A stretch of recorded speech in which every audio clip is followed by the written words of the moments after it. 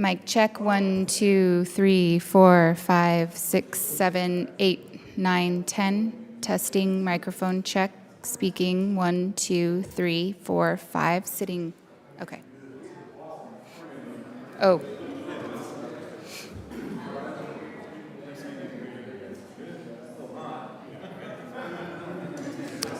Mic check. Testing. That looks loud. 1, 2, 3, 4, 5, 6, 7. Sitting further back in my chair. Talking 1, 2, 3, 4, 5 words.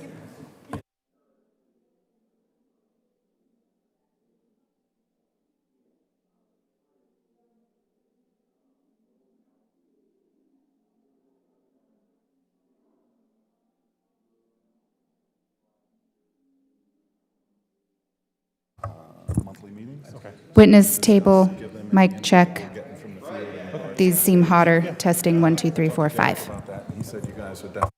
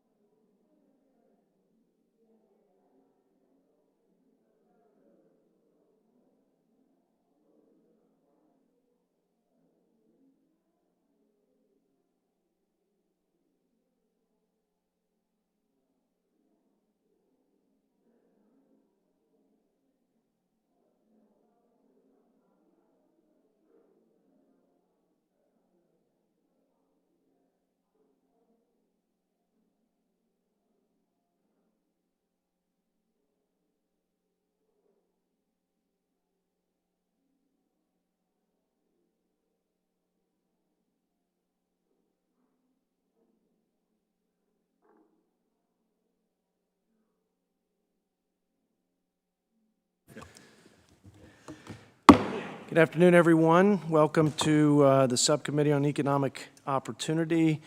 Subject of today's hearing is the administration of the VA's Specially Adaptive Housing Program that provides grant funding for our severely service-connected disabled veterans to adapt their homes to make them more accessible to their needs. This small but vital program provides these true heroes with the ability to not only stay alive in their home, live independently, but live the greatest quality of life and dignity. And so I am very appreciative of the work you guys do and a strong supporter of this program, but we want the program to work most effectively. And so we'll cover a lot of ground today, but while the VA has a hand in developing the plans and policies for this program, the benefit is truly the veterans to administer, as they are responsible for choosing a contractor and supervising the construction. Some of today's witnesses have raised concerns about the amount of paperwork and processing delays associated with this benefit, and we'll dig into that some. While I understand there's a need to examine each veteran's circumstances to appropriately fund the adaptation that fits their needs, we must strive to improve the timeliness of service for all veterans. That's the goal. I also know that in some areas of the country, the amount of the SAH grant may not go as far as it does in other parts, so I am interested in hearing from our witnesses about ways to improve the timeliness of decisions and appropriately increase grant amounts as disabilities worsen. I'm also very interested, and I'm sure my colleagues are as well, to hear about the VA's effort to implement the ranking members in my bill that became Public Law 115-177, which puts SAH agents and not vocational rehab counselors in charge of adapting homes for veterans receiving independent living. Now, there's about as common sense a reform as it gets, making sure that we have SAH agents and not counselors actually working on these. We hope, and I think the goal of the legislation was to expedite these improvements and modifications, and I also was told that we might have been able to save some taxpayer dollars in the process. So a win-win, but ultimately we just want to get that service provided to those veterans in the most timely way. Finally, I'd like to commend Mr. London and his staff at the VA's Home Loan Guarantee Service for their dedication, willingness to work with the committee. With that, it's my pleasure to recognize my friend and ranking member, Mr. O'Rourke, for any opening comments he might have. Thank you, Mr. Chairman, and I too am looking forward to this panel's testimony and to the questions that our colleagues from both sides of the aisle ask to ensure that we are conducting the appropriate oversight of an incredibly important program, one who has a very noble mission, but one which does need to have the accountability to ensure that it's delivering the service to every eligible veteran. So looking forward to hearing what you all have to say and working with our colleagues to improve this program going forward. With that, Mr. Chairman, I yield back. Thank you, Mr. O'Rourke. On our first and only panel, we welcome back Mr. London, Director of VA's Loan Guarantee Service, Brigadier General Tom Landwehrmeyer, President and CEO of Homes for Our Troops, Mr. Stephen Henry, Associate Legislative Director of Paralyzed Veterans of America, and Mr. Ryan Cools, Director of Combat Stress and Recovery of the Wounded Warrior Project. So thank you guys for all being here today, and let's get this started with Mr. London. I yield 5 minutes to you, sir. Good afternoon, Chairman Arrington, Ranking Member O'Rourke, and other members of the subcommittee. Thank you for the opportunity to appear before you today to discuss the Department of Veterans Affairs Specially Adapted Housing Grant Program. June of this year marked the 70th anniversary of the SAH program. Since 1948, the program has provided over 37,000 grants totaling almost $1.3 billion to veterans with severe disabilities. VA recognizes that the process of delivering SAH benefits to veterans in a timely manner requires innovation, expertise, and the ability to continuously improve. I am honored to come to work every day to advocate for and deliver services to our veterans who have earned them at great sacrifice. The original SAH program has been expanded and modified into the program we administer today, a life-changing benefit which allows veterans the freedom to select their own contractor. It can be used multiple times over a lifetime, and the grant amounts adjust annually to the cost of construction. The benefit can even be used to modify the home of a family member when veterans need family support or while they readjust after their service to the country. As I'm sure you know, the statutory requirement for determining the feasibility and suitability of the veteran's living situation is a key driver in how the program has been designed over the years.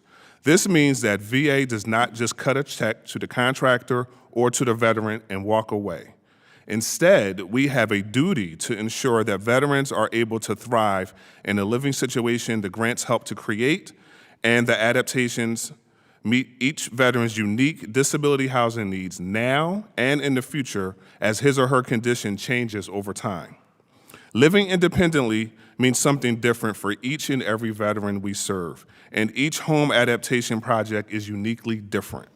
SAH agents provide individual, in-person service to veterans in their homes, often at a time in their lives where they are vulnerable and in need of very personal assistance. SAH grants are designed to improve a veteran's quality of life and can also be life-altering for their caregivers. Take, for instance, a veteran who was confined to an upstairs bedroom in a small apartment while only being able to move every 6 months with the help of an ambulance crew who transported him for medical treatment. I take pride in knowing that because of this grant, the veteran not only has a larger bedroom, it is on the first floor with fully adaptable access to the driveway. The veteran's spouse can now stay in the same room with him and ensure that he is cared for properly. In addition to this type of scenario, many veterans residing overseas are unaware of the life-changing benefits available to them. And face-to-face engagement with these veterans allows VA to assess their living conditions and adaptation needs. We are constantly looking at ways to improve areas of the program that are directly under our control. And we have recently made several operational changes to expedite the SAH claims process, delay our grant administration, and empower our local staff to make decisions aimed at improving customer service to veterans and decreasing overall grant timeframes. We are nearing the completion of a business process reengineering study where we gathered input from veterans, private sector builders and contractors, and a variety of subject matter experts to develop a roadmap for a streamlined and technologically advanced SAH program. Additionally, we are conducting an analysis of SAH staffing and caseload distribution to determine how to best ensure that we have the right number of well-trained SAH agents in the right locations. We are also providing enhancements to the Veterans Housing Adaptation benefits by transitioning housing modifications that are currently part of an independent living plan from the Vocational Rehabilitation and Employment Program to the SAH program. Although both programs have worked collaboratively within VA for many years, Public Law 115-177 makes it more efficient for VA to deliver housing modifications to these veterans. Starting next month, SAH staff will formally begin handling housing adaptations under an independent living plan. Finally, I would like to touch on the work we are doing to enhance our outreach to our stakeholder community and the collaborative opportunities that exist to serve severely disabled veterans. We are analyzing our existing outreach and stakeholder communication strategies to identify opportunities for additional collaboration. I know that VSOs like the ones here today, and other stakeholders seek to foster positive relationships and maintain open lines of communication so that veterans we serve can obtain the housing outcomes they deserve. We can always benefit from working with other programs and organizations to identify creative ways to answer our program and better assist veterans. Mr. Chairman, this concludes my statement. I appreciate the opportunity you have extended to me today, and I look forward to answering any questions that you or other members of the subcommittee may have. Thank you. Thank you, Mr. London. General Landwehrmeyer, now yield 5 minutes to you, sir. Chairman Arrington, Ranking Member O'Rourke, and distinguished members of the Veterans Affairs Subcommittee on Economic Opportunity. Sincere thanks for granting Homes for Our Troops the opportunity to testify before the subcommittee to review the VA's Specially Adapted Housing Grant Program. We're familiar with the SAH grant eligibility requirements as we use the grant as a screening criterion for our program of building specially adapted custom homes for the most severely injured post 9/11 veterans. We build homes exclusively for SAH qualified veterans, with the exception of our blind veterans. Since our inception in 2004, Homes for Our Troops has worked closely with the Department of Veterans Affairs to assist our severely injured veterans, and we enjoy a close, productive working relationship. In March of this year, our staff met with the VA SAH representatives to discuss the challenges and recommendations that we highlight in our testimony. We share the concerns of our fellow VSOs and stand together before you to ensure that our nation's most severely injured veterans continue to have the opportunity to live in a barrier-free environment. We see some challenges with the SAH program as it is today. Although the grant program provides important assistance to many injured veterans, the program as it stands leaves many veterans behind, as it does not include blind veterans with no other injuries, nor veterans with the loss of both hands, as outlined in the SAH grant eligibility criteria on page 4 of our written testimony. As you can imagine, total blindness requires numerous technological and voice-activated adaptations to a home to enable the veteran to regain some of the freedom and independence that he or she has lost due to injury. Concerning the loss of both hands, whether a veteran loses his or her arms above or below the elbow, they still have lost the most important functional part, their hands. Again, this requires significant adaptations to the home. Current guidelines are confusing as to what delineates the difference between loss of arms or loss of hands. We respectfully ask your assistance in changing the SAH eligibility criteria to include non-correctable blindness in both eyes and the loss of or loss of use of both hands. Beginning 1 October 2012, 30 veterans a year who have suffered the loss of or loss of use of one lower extremity have qualified for the SAH grant under the temporary expansion of the grant, Public Law 112-154, Honor America's Veterans Act. The VA does a great job of informing eligible veterans of the SAH benefits. The area we see for improvement concerns this temporary expansion of the SAH grant criteria, which has caused some confusion in the veteran community. We see two actions that would help mitigate this confusion. One, the VA can take steps to ensure all staff are knowledgeable concerning the expansion of the grant criteria. We have encountered some situations where VA agents were unaware that a veteran should be qualified under the expansion criteria.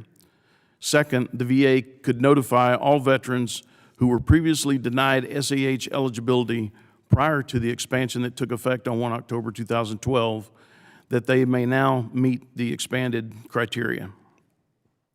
Another area we discuss with the VA is changing how they transfer funds in conjunction with the SAH program, shifting to electronic funds transfer to both streamline the process and eliminate lost checks. Mr. Chairman, thank you for your attention, and members of the committee, appreciate the opportunity to speak to you today, and I look forward to your questions. Thank you, General. We will now yield 5 minutes to you, Mr. Henry. Chairman Arrington, Ranking Member O'Rourke, and members of the subcommittee, Paralyzed Veterans of America would like to thank you for the opportunity to offer our views on the Department of Veterans Affairs Specially Adaptive Housing Grant Programs.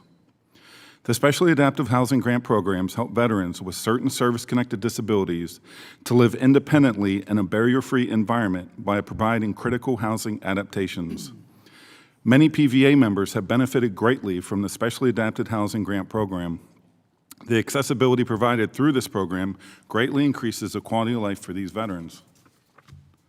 PVA employs a highly trained force of over 70 national service officers across the nation who develop benefits claims for both member and non-member clients. After recently surveying our NSOs, we heard time and time again that SAH is a great program, and the SAH agents are dedicated employees who work tirelessly in assisting veterans with completing the grant process. Even with the dedication of the SAH agents, however, veterans are still encountering difficulties. In our survey, we found 3 consistent concerns with the SAH program: finding a contractor, timeliness of the modifications, and inconsistency among the different SAH offices. PVA's first concern with the SAH program is a veteran's inability to locate a responsible and experienced contractor to complete SAH modifications.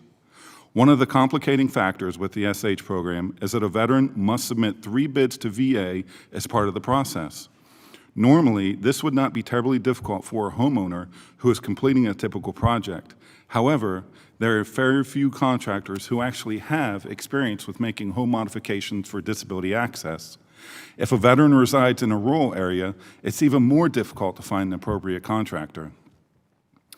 With government bureaucracy comes a lot of red tape, which in the case of SAH is a lot of paperwork and procedures. VA will repeatedly ask for the same paperwork, making the process very redundant. Consequently, many contractors are not willing to work with VA. Furthermore, VA is known to take a long time to pay contractors, so they must complete the work before being compensated. This results in contractors having to carry construction costs on their own. PVA's second concern is the timeliness of modifications.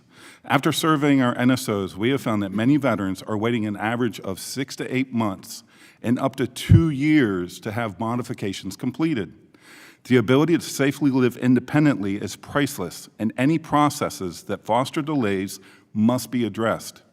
For example, the average person diagnosed with ALS lives an average of 2 to 5 years after diagnosis. Many veterans represented by PVA rarely live past 1 year after diagnosis. Therefore, timely completion of SAH modifications is imperative.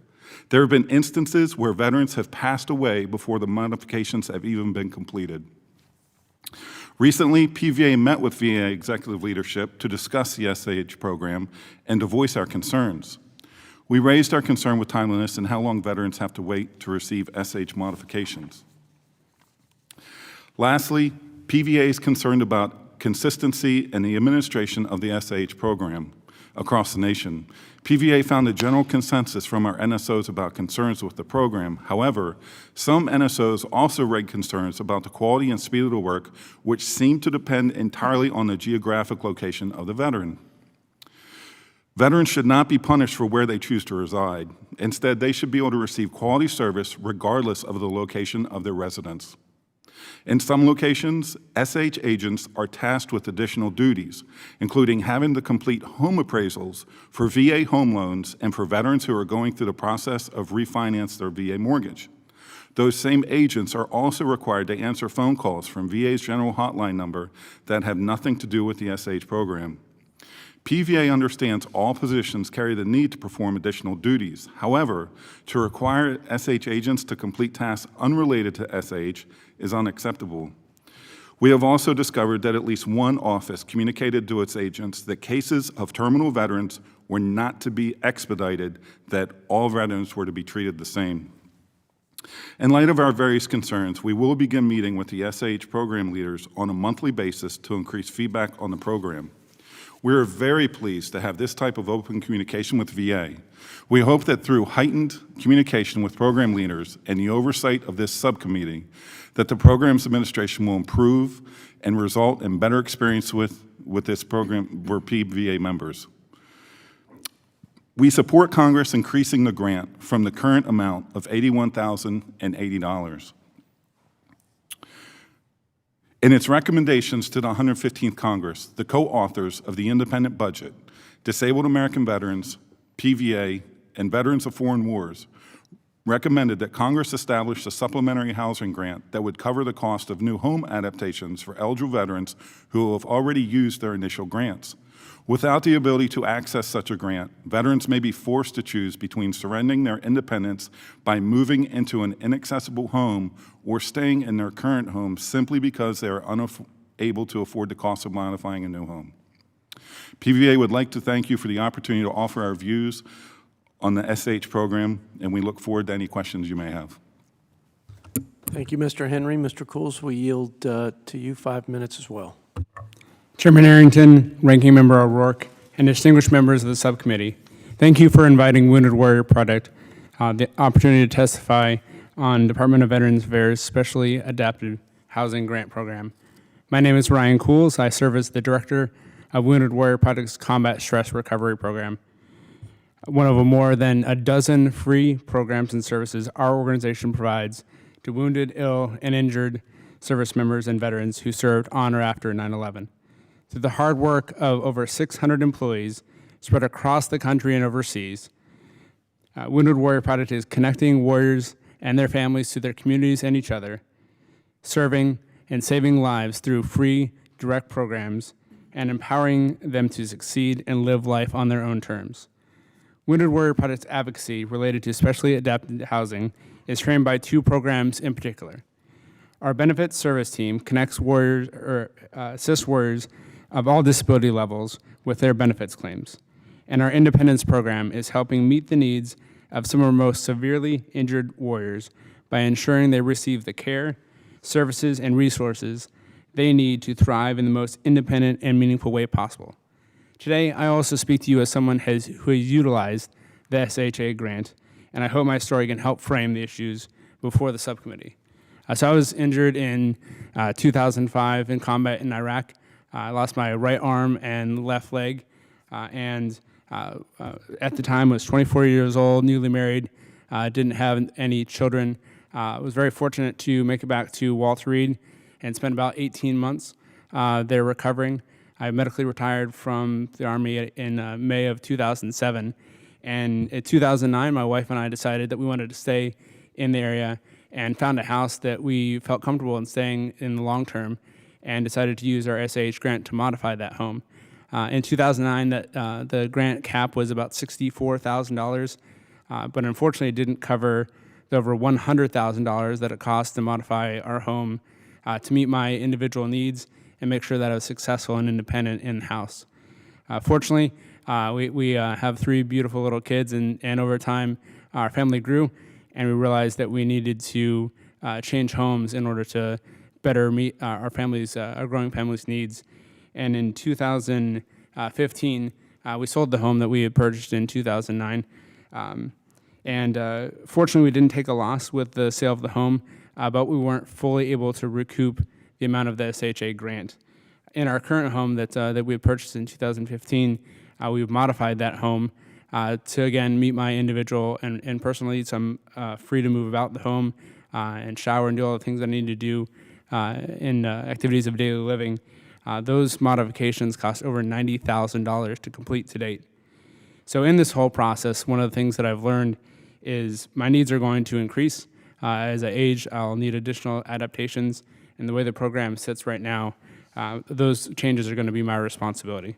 So with that, I'd like to share with you two of the most significant areas that we have identified to help improve the SHA grant program for both myself and for other veterans and service members with catastrophic injuries. First, we urge the subcommittee to eliminate the 3-time use cap that restricts the full and intended benefit of this program. Under current rules, veterans and service members may only draw from their $81,080 SHA grant total 3 times. As disabilities worsen and families move, it is possible, and even likely, that a veteran will need to utilize portions of their $81,000 grant on more than 3 occasions. As a point of reference, according to a 2016 census study, homeowners will move on average 5 times in their life, and renters will move even more frequently. In order to make the Specially Adapted Housing Grant Program more closely aligned with the way veterans and service members can reasonably be expected to live their lives, we recommend removing the condition that a grant may only be drawn from 3 times. Grants would continue to have the monetary limits, but there is no compelling reason to restrict this benefit with an arbitrary and unnecessary use cap.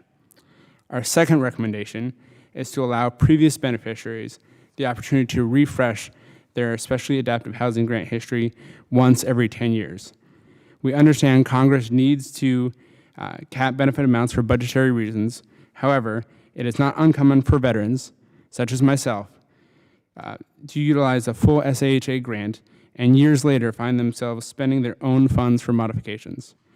In order to help VA meet these veterans' needs, we suggest the full benefit be reinstated for those in the program every 10 years to accommodate for moving and the progression of disability needs, which in many cases can and should be expected. This benefit is reserved for the most catastrophically injured, and especially adaptive housing grants should be a lifelong program to support lifelong injuries. I, on the behalf of Wounded Warrior Project, thank the subcommittee and its distinguished members, the invitation to testify, and stand ready to answer any questions that you may have.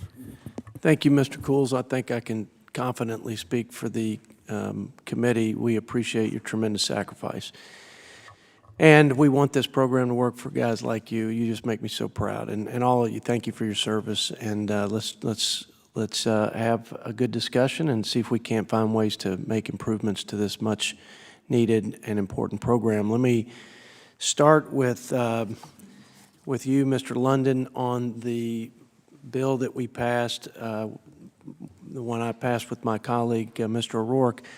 What's the timeline again for, as you said, next month? What are the logistics in that? Is it pretty simple to transition to the SAH agents from the VOC rehab counselors? Do you think it's going to have the positive impact that we all intended when we passed that law? Your colleagues for passing that legislation. I do believe that it will help us to be more efficient to serve veterans who need housing modifications. And to specifically answer your question, I am extremely confident that starting on October 1st, we'll administer the housing modifications under the Specially Adapted Housing Program processes.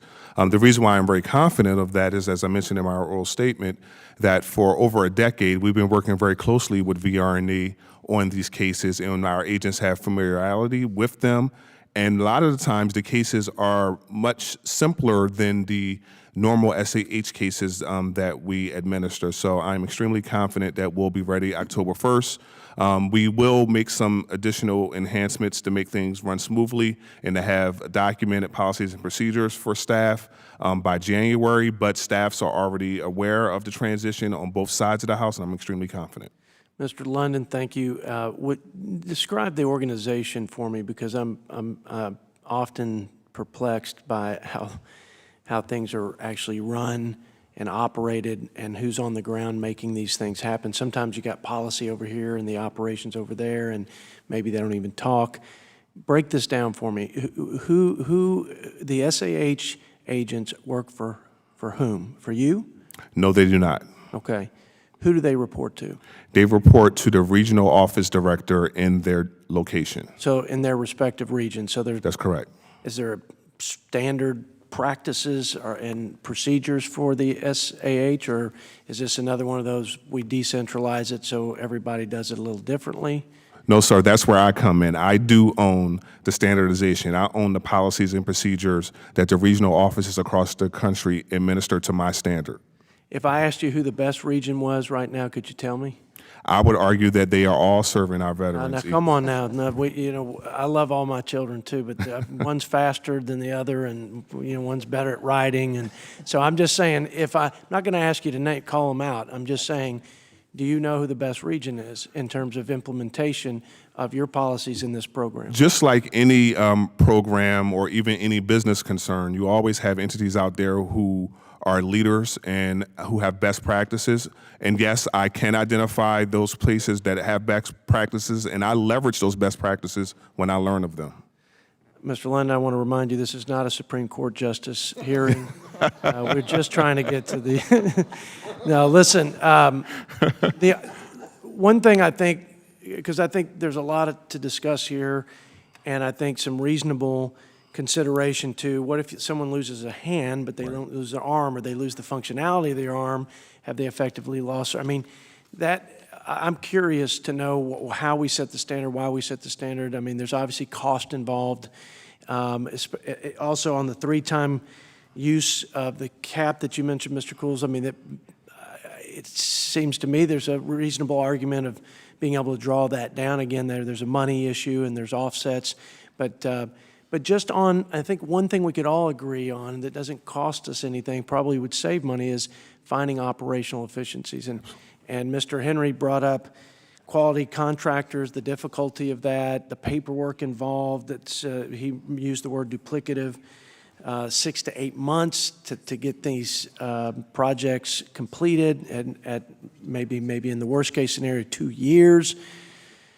So how are we going to streamline? You said you have a process redesign. Break that down. I've got 30 seconds, but if you'll just answer that, and then answer why in the world wouldn't we prioritize terminally ill veterans if we're going to expedite anybody's project so they have the best quality of life in their last days of their life. Why in the world wouldn't we do that? Maybe you are, but I heard that that wasn't the case. So try to answer as much as you can, and after that, I'm going to delegate or defer to my ranking member for his 5 minutes. If you don't mind, I'm going to start with the last point first. I want to be very clear that the statement about prioritization has some truth to it. We do not prioritize one veteran over another. However, with a veteran with a terminal disease in this program, we have communicated to our specially adapted housing agents they are to expedite that case. And let me explain what that means. By expediting the case, if you know you have a terminally ill veteran and there are specific modifications that they need right now, instead of looking at the full assessment of what they would need over a long-term period, streamline the process and give those immediate modifications like modifying the bathroom, giving access ramps, things like that. So we do expedite the adaptations that veterans need. So I think there's a distinction between prioritization and expediting, so I want to make that clear. As far as operational efficiencies, I agree with you wholeheartedly. That's why we're doing the study that we're doing, and we've already realized some efficiencies from things that we've learned.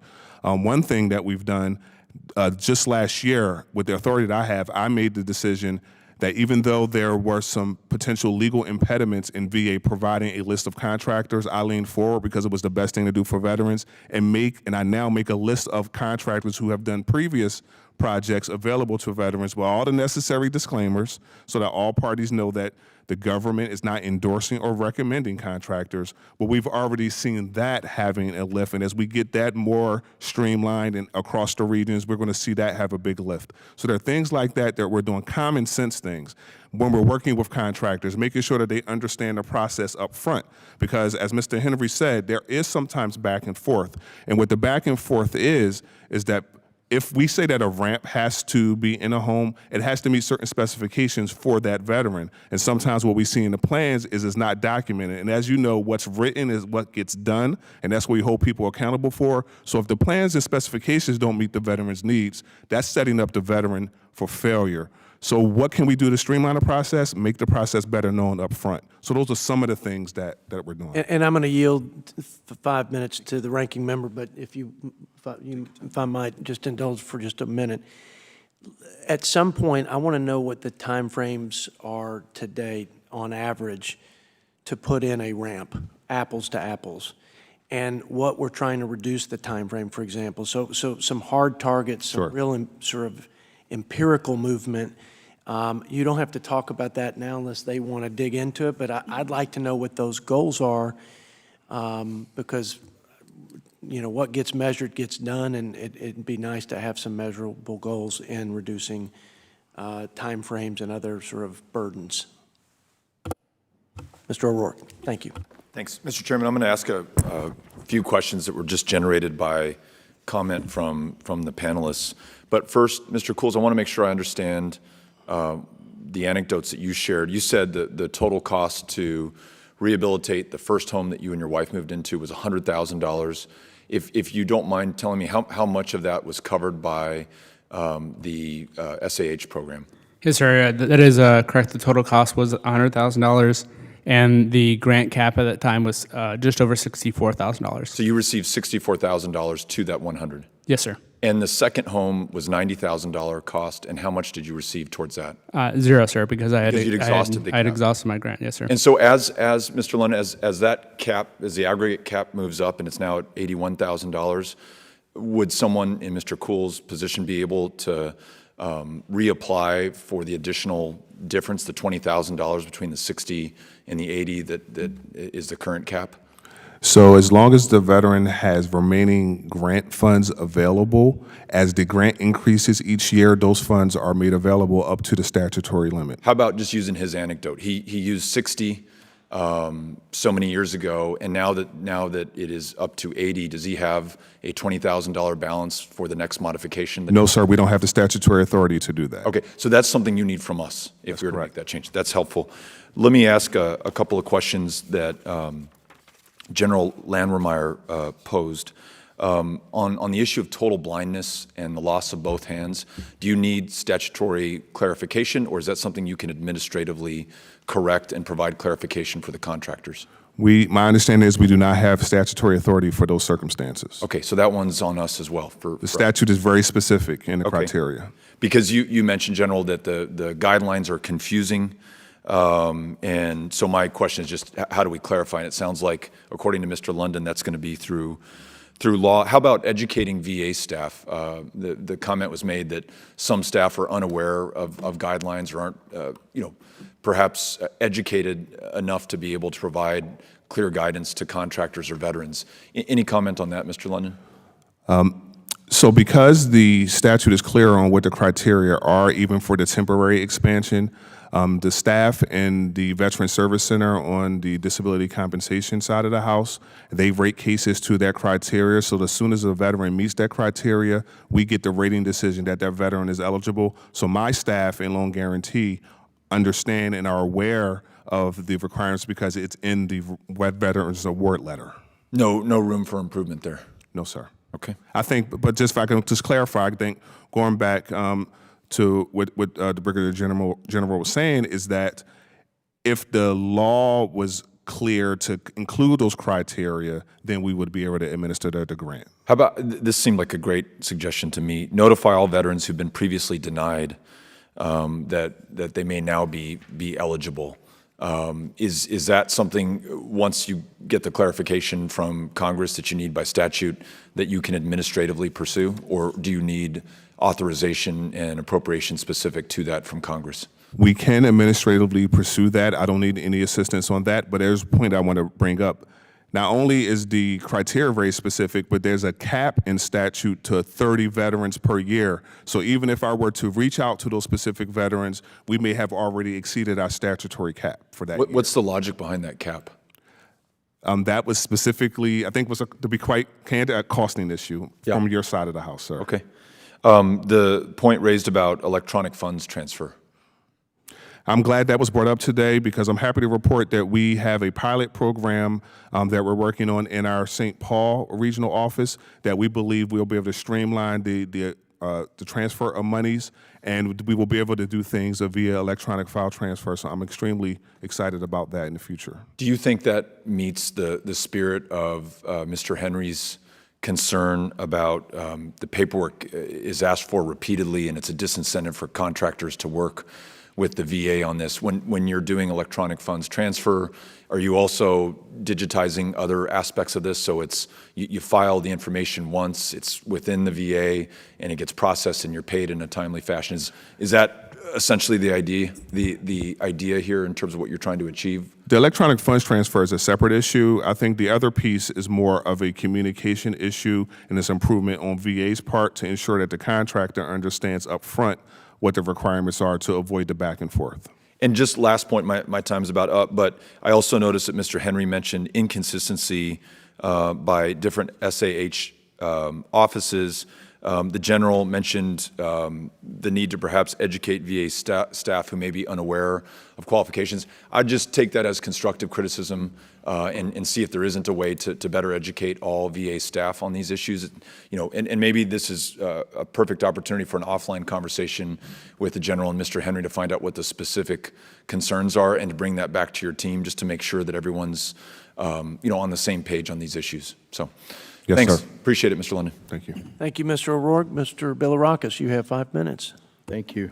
Thank you, Mr. Chairman. I appreciate it very much, and I thank all of you for your service.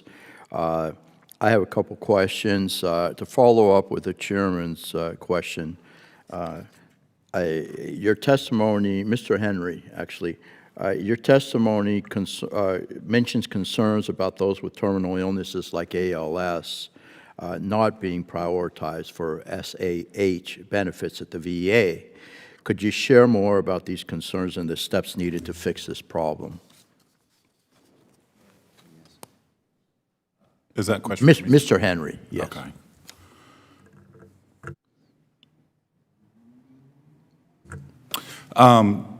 Thank you for that question. We're concerned that the men and women that are diagnosed with this disease just aren't being placed in the front of the line. And just to give you an example, so I've assisted 5 veterans personally with their claims for ALS and service-connected disability compensation. Out of those 5, none of them made it to a year. They all died probably less than 9 months after a diagnosis. The most recent one was diagnosed in November, and he passed away in March. The spouse of that veteran refused to use the VA program because when she spoke to, spoke to the person or the agent, they said it was going to be about 9 months to a year before they actually received the modifications to the home. Now that veteran, the first time I met him in October, he could walk, he could talk, he's kind of mumbled a little bit, but he was still coherent.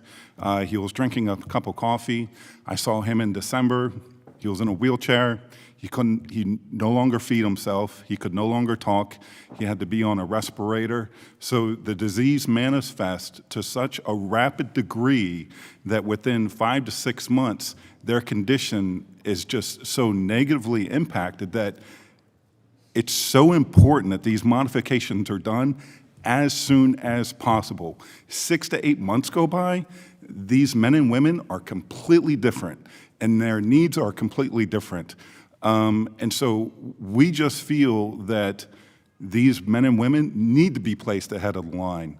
I actually had a conversation with Mr. Cools about this, and I said, look, I'm going to bring up my testimony that I feel that men and women with terminal illness should be placed in line.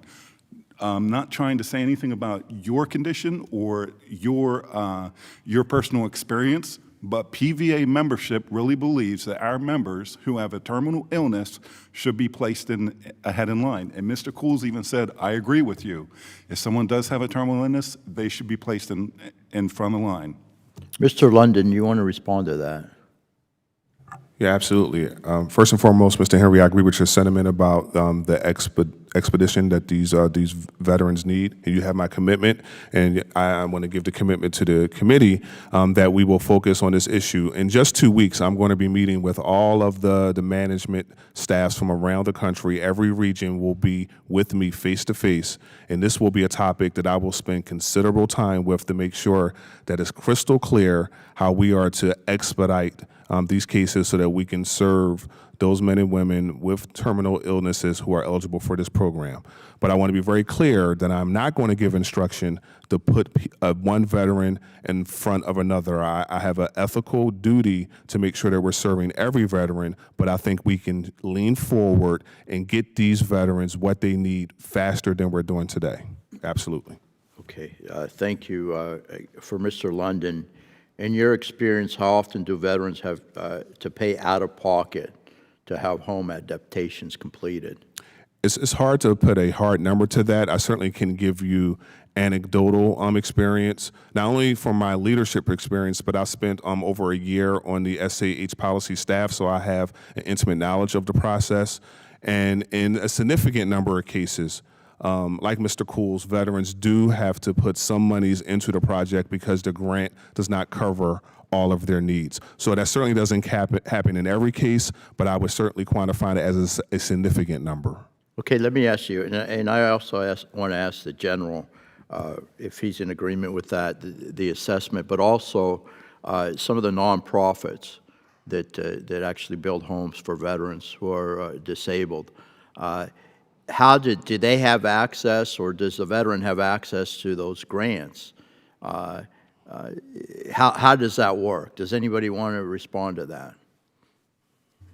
Sure, I'd be glad to. We build our specially adapted custom homes across the country, and then we donate them to the veterans. So if they have already used part of their SAH grant, wherever they may be living before they go into our home, they still have the rest of it left over if they want to do something additional in the home. Our homes have more than 40 special adaptations inside them to let them regain that freedom and independence that they lost from their injuries. So, Mr. Cools, if you had a home that was, obviously you earned it, but let's say a nonprofit actually built a home for you and your family, which I commend them so very much for doing, would they, these 40 adaptations, is that suitable to you, or would you have to go out of pocket or spend the rest of your grant to make it suitable for you, to adaptable or convenient for you to live if you could answer that, I'd appreciate it. Of course, thank you. I think with having a nonprofit step in and be able to do that, we're very fortunate to have the support of other nonprofits that are able to raise the support of communities in order to pay for these modifications. But with this age program, the intent of it is to be a lifelong benefit for injuries that are going to extend for a lifetime. So knowing that as folks do move 5 times over the course of a lifetime, being able to have a home that they're able to move from one place to another, and if they want to retire and be closer to their children, being able to continue that support over the course of a lifetime, I think is vitally key. Very good. I appreciate that, Mr. Chairman. Yeah, my concern is, I've got a few concerns, but the out-of-pocket. I mean, how many veterans have can afford? How can anyone afford these out-of-pocket necessary adaptations? But thank you so very much for your service. Looking forward to working on this issue. Thank you, Mr. Bilirakis. Mr. Takano, you have 5 minutes, sir. Thank you, Mr. Chairman. I'm going to remember that little trick you used with your, I don't have any children, that's the problem. I can't say that, I love all my children, but one of them runs faster than the other. But that's the advantage of being a father. All right. Mr. London, can you tell me how much of your caseload or how much of the entire SAH caseload has terminal patients, like those with ALS, for example? Yeah, to kind of put into perspective, we have about 4,000 active cases around the nation for specially adapted housing right now, and approximately 300 of those are veterans with terminally ill conditions, including ALS. So the workload is relatively small comparative to the overall workload. So it's less than 10% of the total, about Yes. Slightly less than 10% That's of the correct. total number. So 4,000 would be served by this program. Well, we might. I see you having to parse your words very carefully, not put in one that the use of the word priority versus expedite. But I used to be an English teacher. I think it's very important to be very clear. I think the practical outcome is that we want people who have ALS or who have a terminal illness, and we know with people with ALS they're going to have changing needs. That we need to be practical, and we need to have a government program that responds to them. And it makes no sense that that the spouse has to turn down turn down this program because they can't practically use it, and that's not really serving the veterans. So, what do we need to do to change to have the ability to be able to be more plain speaking, to be able to more forthright? I'm not calling you not forthright, but there's something in the regulations that doesn't allow you to be forthright. Here's my commitment to you, because I agree with your sentiments about using common sense approaches, and that's exactly what I'm saying about expediting the processes. I believe there are things that we can do in my program without a statutory or regulatory change to get these services to those men and women faster than we are today. So I would like the opportunity to do that first without any other statutory, because I think I can get there. Fair enough. So my friends at the PVA are going to be able to tell me in a short period of time, that this is no longer a problem for their terminally ill patients or terminally ill veterans that need this service. I think over a short period of time, they will be able to report to you improvements, for sure. Okay. Well, I'll be interested to know about. I'll be in touch. How do you see the SAH working with the VA Home Loan Program? Are there improvements we can make so that the two programs can support each other to make home purchases easier for disabled veterans who require home modifications? I would argue that the two programs work really well together today, because the staff who do SAH also work with the other folks in our regional loan centers who do the home loan programs, they have a good working knowledge of how that process works. I would say that the SAH job is one of the most rewarding and challenging jobs in VA, because not only are they talking to the veterans about our program, they're educating the veteran about other programs, including the home loan program. So I would argue that we already have the expertise and knowledge where it needs to be. Thank you. Mr. Kuehls or anybody else, would you have a different point of view? Would there be, I mean, it's a chance for you to maybe reiterate some of the things you said at the end of your testimony. As far as my particular situation, I actually utilized the home loan program to purchase the house that we did in 2015, and that process was very much seamless. So, I have no concerns about that process. But so you very much think the two programs work well together. You would echo the comments of Mr. London. Sir, the program, home loan program, worked independently because at that time I didn't have any SAH grant funds remaining. So I see. I was out on my own to be able to secure that mortgage and be able to purchase that home, and then have the capital to make the modifications myself. Well, in the time remaining, I just want you to reiterate the ask that you made. You summarized at the end how you would change the program for someone like you who, what kind of struck me is you said that you started off as a younger man, you gain children, you want to move into a bigger house, that the program needs to account for individuals. And with only 4,000 currently in the program, and I don't know what the numbers would do if we started to make changes, when that would add add people like you to the program, because we were going to change it. But kind of reiterate those changes, because I want to hear those. Yes, sir. So if you took the example of someone purchasing and modifying a home at the age of 30, and an average person moves 5 times in their lifetime, if you were able to authorize folks to be able to utilize their grant in its totality once every 10 years, that would carry a veteran that qualifies for this grant from age 30 to age 80 in an adaptive house that is able to meet their needs and allow them to live independently. So you'd be asking for a resetting of be able to use the grant? Yes, sir. Anticipating that every 10 years. I mean, that's a sensible ask, and I think a reasonable one. Anything else? Sir, I think the cap on drawing from the grant 3 times needs to be done away with folks moving, as I said, every 5 times over the course of a lifetime. That is an opportunity to be able to do away with that and allow folks to utilize their $81,080 grant cap and whatever modifications they need, and not have to worry about it over the course of their time. All right, thank you. Thank you. I yield back. Thank you, Mr. Tucano. Mr. Correo, you have 5 minutes. Thank you, Mr. Chairman, and gentlemen, veterans. Thank you very much for your service to our great country.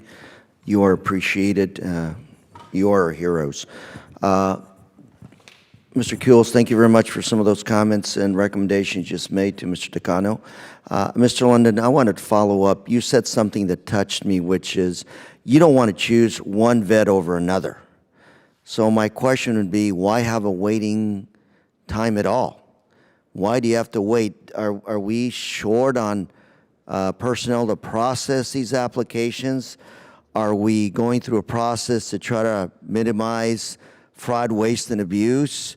Are we trying to figure out whether some of these veterans actually should be qualified to get these grants? We know what their needs are. And so why is it that we have to wait so long? Lack of personnel? Lack of folks to actually go through and process the applications? Or is it lack of qualified contractors in our communities that are needed to move ahead with these construction projects? Why is it that we have a waiting line at all? I would argue that we do have the right staff. Let me point out some parts of the process to you. First, as soon as we get a rating decision from the disability compensation staff, within 1 or 2 days, we're in contact with that veteran and his or her family. And within 30 days, over 98% of the time, we are in that veteran's home talking to him or her and their family members.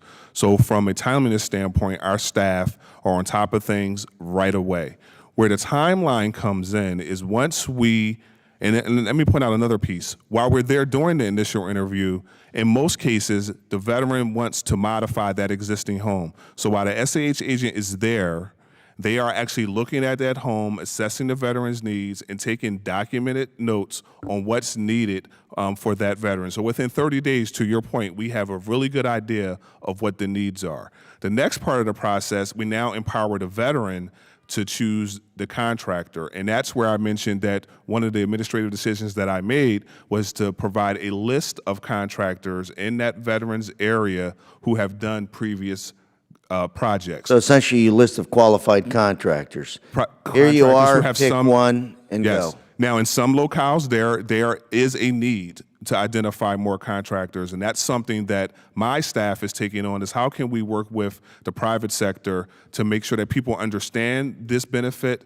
so that they can sign up and be a part of the roster, if you will, for veterans to make that decision. So there are some things that we can do from an administrative perspective, but we empower the veteran and we assist the veteran in making a decision, but it's his or her decision on who they contract with. And I do want to clarify one point. I believe in Mr. Henry's testimony, he mentioned that there's a requirement for 3 bids. That is a standard, but obviously we work with the veteran, and the veteran can waive that requirement so that we can move things faster. So there are things that we're doing from a common You know, in my sense- area, excuse me for interrupting you, Yes. in my area in Southern California, we have a lot of veteran-owned construction companies. They're always fighting for business. Is there any way we can make it a win-win to get those veteran-owned construction companies to actually service some of these veterans? I would love if you and your staff can give me a list of those, and anyone else who has stakeholders like that. I would love to talk and meet with them. I'd like to work with you on that because, again, you have a shortage, and yet over there we have excess capacity. I would Please love continue. to do that. Thank you. Are you done, or do you have any other additional comments? No, sir. Again, my thought is, how do we streamline this process? Everybody's on the same page. Let's get it done in a timely manner, and it's not pointing fingers, but rather let's figure out how to do this correctly. Yes, sir. Mr. Chairman, I yield the remainder of my time. Mr. Correa, I'm just going to ask the ranking member if he has any follow-up questions or comments. I do not. I just have a couple, and I understand if you guys have to leave. I hope you don't, but if you have to, I understand. But I just have a couple.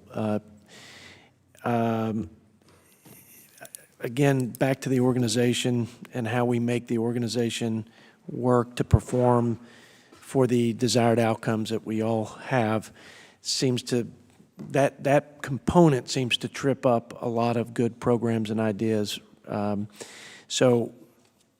Mr. London, what would you do to change the overall operation to make it work more effectively and efficiently to serve the veteran customer? I mean, if you could just have total control, and then is that something we could do to help you, or is that an internal sort of organizational decision?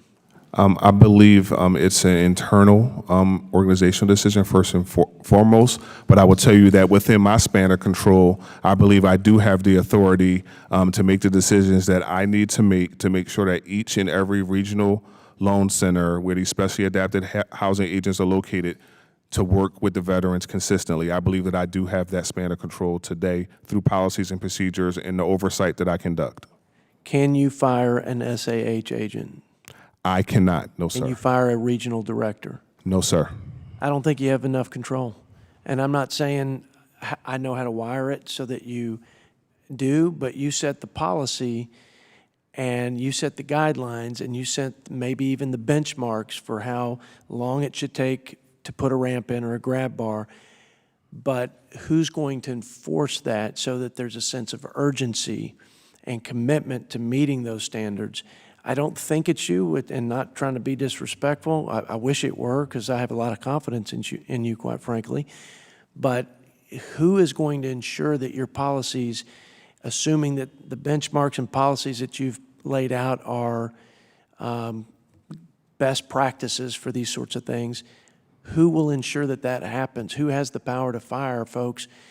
And I'm not suggesting we fire folks, but we try to get them to the point where they can do their job optimally. But if they can't, who are they accountable to? The regional director, I assume. That's correct. And then the way it works today is if I see someone who is not upholding the standards that I set, I can work with my peers who has that particular authority. Okay. The authority to hold the regional Hold people director accountable. That's correct. That's correct. When's the last time a region was taken to task because they were not hitting the benchmarks for these things to serve these heroes of ours? When's the last time that you were upset with the way they were performing, the region, and that they were taken to task for that? I will be very candid with you. I had a critical conversation with a frontline supervisor just several weeks ago where I was unhappy. So I spoke to that accountable manager who reports to the regional office director. I went directly to that individual and explained my discomfort and what they needed to do, in my view, to get back on track. The next time we have someone in the chain of command for those regional directors, you need to let them know that I'm going to ask about how they manage and how they hold their regional directors accountable for these particular performance goals, because they're just, everything's important, but those who've borne the battle the most, I mean, there are a lot of great programs and for our veterans, and we love and respect them all, and we want to serve them, but I just can't imagine a service that we provide that's just more important that we deliver on than what you're working on this program we're talking about. Do we need to pass a law to allow you to say you'll make the terminally ill veteran a priority and not just expedite it? In order for me to put one veteran ahead of another, I believe I do not have that statutory authority. That's my understanding. Okay. Well, we're going to give that to you. I can't imagine anybody on this committee that would disagree that 300 out of 4,000 cases shouldn't be prioritized because of what Mr. Henry articulated earlier. And I bet you there's no, is there anybody on the panel that disagrees with that? Would y'all be in full agreement for us to pass a law so that he can prioritize those who are terminally ill? And Mr. Chairman, if you don't mind, what I would like to do is to go back and confirm and report back to you whether or not we have the statutory authority or not. Okay, please do. Last question, just on numbers. Did you say you do have or don't have the average payout or drawdown per veteran for these modifications? So with exhausting all three, if they did exhaust all three, or if they just chose to draw down one time, what's the average? Well, I can give you that number. I just don't have that number off the top of my head, but we do have the capability to get that number. You know approximately, is it 60, 70, 75? Is it lower? Can you give me a ballpark? I would say is north of 50%. Okay. That's my north of guesstimate. 50% of the total. Of the total, that's correct. Okay, but it's not 79, 99, 99. I would have to look at the numbers, but I can't make a commitment to you. But I would say it's definitely north of 50%. And what ballpark range? What percentage of veterans like Ryan over there drew down 100% and had a net amount left over because it just cost him whatever the cost was greater than the benefit? Do you know the percentage of veteran that is in a situation like that of all your customers? I want to make sure I understand your question because Mr. Kuhl's situation was a little bit different. If I understand correctly, at the time that he went through the SAH process, the grant amount was around $64,000, and he exhausted that grant amount, but he needed more at that time. In that case, what percentage of veterans don't have enough to draw down to meet their need? I'll answer the question this way, sir. I believe in each and every case that we have, if we had more dollars available, we would be able to provide more adaptive features. Okay. Thank you all for coming. Ranking member, yield time to you. Sorry, and sorry to interrupt you, Mr. Chairman. I just one quick thought, Yes. and hopefully you agree. Just given that we've got Mr. London here, we have someone who helps to do the contracting and construction and is very familiar with the process. Someone who advocates for veterans and helps shepherd them through the process, and somebody who's been through the process. I wonder, given all the great suggestions that we got from Mr. Cools talking about 3-time eligibility and the general's suggestion on clarifying the limitations on blindness and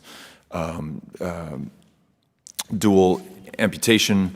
Some of the other suggestions and questions that came up, would it be possible for our 2 staffs and Mr. London to work together on cost estimates for Mr. Cool's suggestion, understanding what that would be, whatever statutory changes we need to make per Mr. London's advice, and then share that with the committee. And if there's common ground on some of these issues, and I think there's going to be, and it requires an act of Congress, we can begin that from this committee. Absolutely. Because I think we've got all the necessary stakeholders here to make that progress. And whatever you can do administratively, Mr. London, and you can report back to us and say, hey, I've been able to take care of this issue, all the better. And then we can go back to our constituents and share that as well.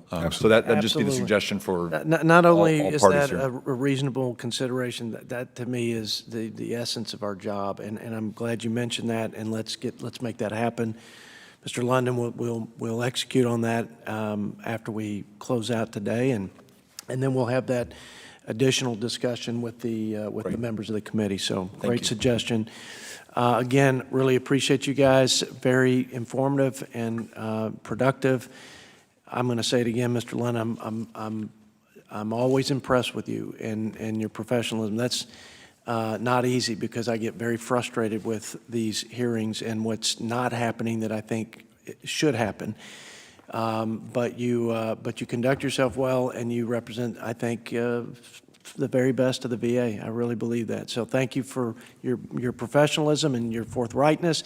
Let's keep working together. It will only work when you identify things that, as my colleague suggested, where we can help, because you can't and your organization can't. It's a matter of law and policy that Congress must take up. So keep the lines of communication open. God bless, and Thank you. And we'll close out with these formal remarks. I ask unanimous consent that all members have 5 legislative days in which to revise and extend their remarks and include any extraneous material on today's hearing.